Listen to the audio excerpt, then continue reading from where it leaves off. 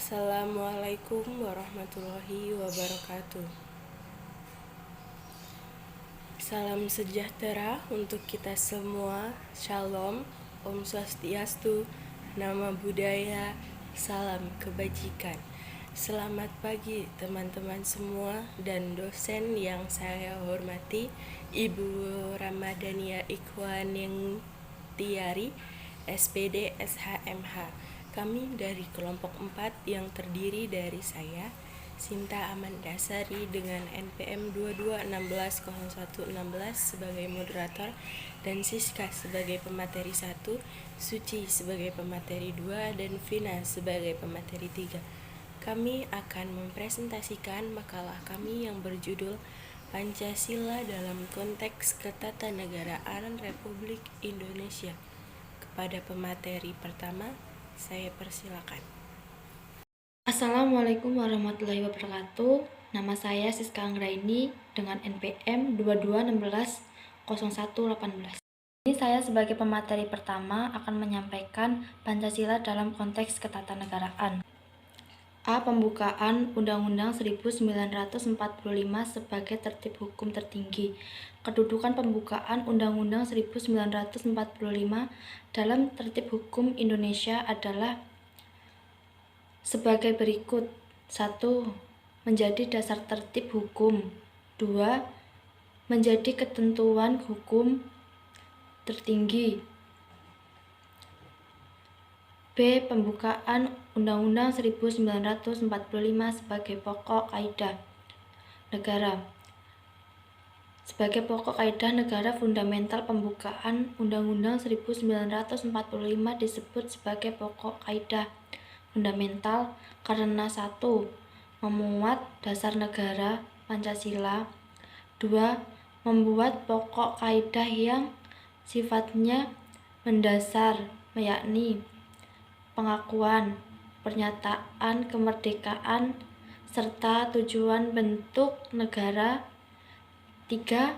Merupakan sumber motivasi serta aspirasi. Isi dan kedudukan pembukaan Undang-Undang 1945. Undang-Undang Republik Indonesia 1945 terdiri dari 4 bagian, yaitu pembukaan, batang tubuh, aturan, peralihan, dan aturan tambahan. Kedudukan bagian dalam pembukaan setingkat lebih tinggi dari pasal-pasal karena beberapa alasan. 1. Mengandung jiwa proklamasi kemerdekaan 17 Agustus 1945 dan suasana kerohanian dan terbentuknya negara Republik Indonesia. 2. Membuat tujuan negara dan dasar negara Pancasila menjadi acuan atau pedoman dalam perumusan pasal-pasal Undang-Undang 1945. Terima kasih. Materi selanjutnya akan dilanjutkan oleh teman saya. Assalamualaikum warahmatullahi wabarakatuh. Perkenalkan, nama saya Suci Auliasari, nomor NPM saya 22160120. Di sini saya sebagai anggota kelompok 4 ingin melanjutkan materi yang telah disampaikan oleh teman saya sebelumnya. Baiklah, materi yang akan saya sampaikan adalah sebagai berikut. Yang pertama ialah fungsi pembukaan Undang-Undang Dasar 1945 dan pokok pikiran dalam pembukaan Undang-Undang Dasar 1945. Undang-Undang Dasar 1945 itu sendiri merupakan sumber hukum tertinggi dengan sifat tertulis agar dapat dibaca oleh seluruh masyarakatnya, yang memuat norma-norma yang dilaksanakan secara konstitusional serta memuat aturan pokok dalam suatu negara. Adapun fungsi Undang-Undang Dasar 1945 yaitu sebagai berikut. Yang pertama sebagai alat kontrol, yang kedua alat pengatur, dan alat penentu. Ada pula fungsi pembukaan Undang-Undang Dasar 1945 dari masing-masing alinianya. Alinea pertama memberikan informasi objektif dan subjektif. Dan alinea kedua memberikan informasi perjuangan bangsa Indonesia yang telah mencapai tingkat yang telah menentukan. Dan yang ketiga, memberikan informasi pengukuhan makna proklamasi dengan didorong oleh spiritual yang luhur. Alinea keempat menentukan tujuan negara, bentuk negara, dan dasar negaranya.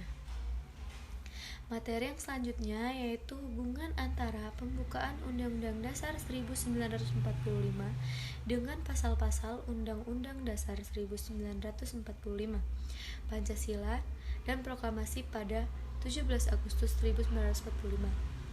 Hubungan antara pembukaan Undang-Undang Dasar 1945 dengan pasal-pasal Undang-Undang Dasar 1945. Pembukaan Undang-Undang Dasar 1945 dijiwai dan bersumber dari dasar filsafat negara, yaitu Pancasila.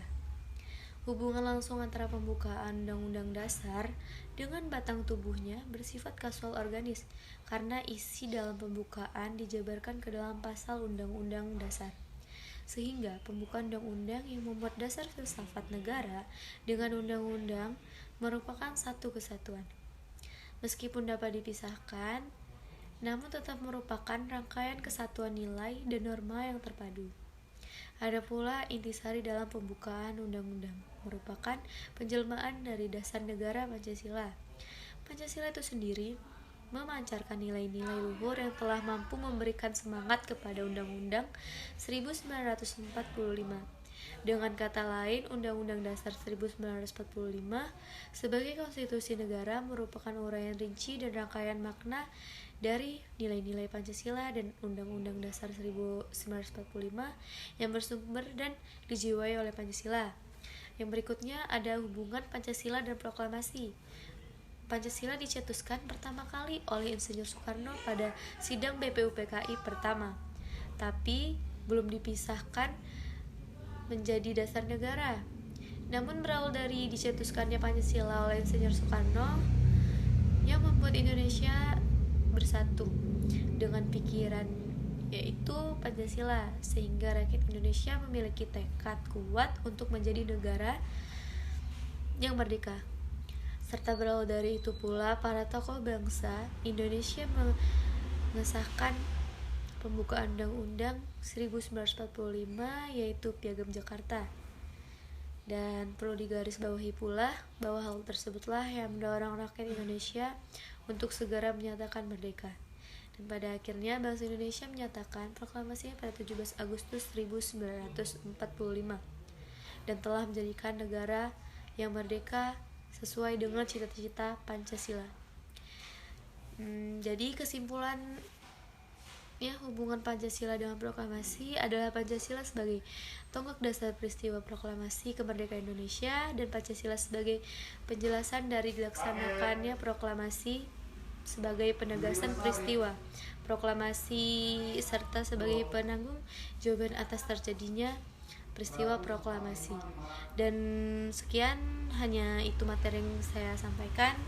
Materi selanjutnya akan disampaikan oleh teman saya. Terima kasih. Saya akhiri. Wassalamualaikum warahmatullahi wabarakatuh. Assalamualaikum warahmatullahi wabarakatuh. Perkenalkan, nama saya Sarfina Zafia Anika dengan NPM 22160114. Saya di sini akan melanjutkan materi tentang hukum dan dasar tertulis dan tidak tertulis.